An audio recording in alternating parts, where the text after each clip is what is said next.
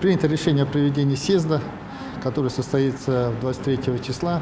Так же, как и все политические партии, сейчас проводятся и съезды по вопросу их определения по участию в избирательной кампании президента Российской Федерации.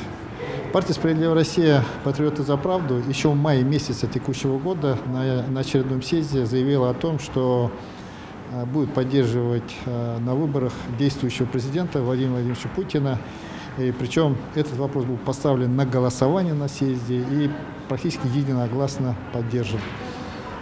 По воле судьбы, являясь участником съезда, делегатом по поручению председателя партии, я также выступил по этому вопросу.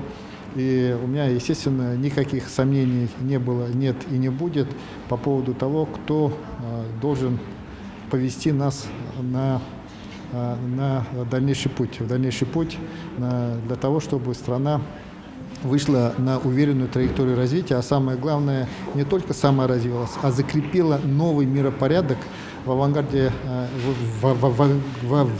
изменений, которого сегодня находится Российская Федерация. И очевидно, страна, начавшая вот этот путь изменений и встав в авангард, должна его завершить. И лидер, который возглавлял страну, очевидно, и дальше должен его вести для того, чтобы вывести на уверенное развитие. Поэтому сегодня на региональном отделении партия выбрала делегатов, которые на съезде однозначно и безоговорочно подтвердят ранее принятое решение.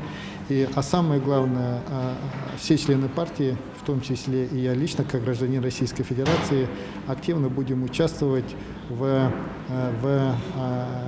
формировании соответствующего отношения к кандидату, нашему единому кандидату Владимиру Владимировичу Путину, с тем, чтобы продемонстрировать единство общества и тем самым показать всему миру, что внешние угрозы для нас не являются препятствием как для проведения демократических процедур, так и для достижения поставленных целей.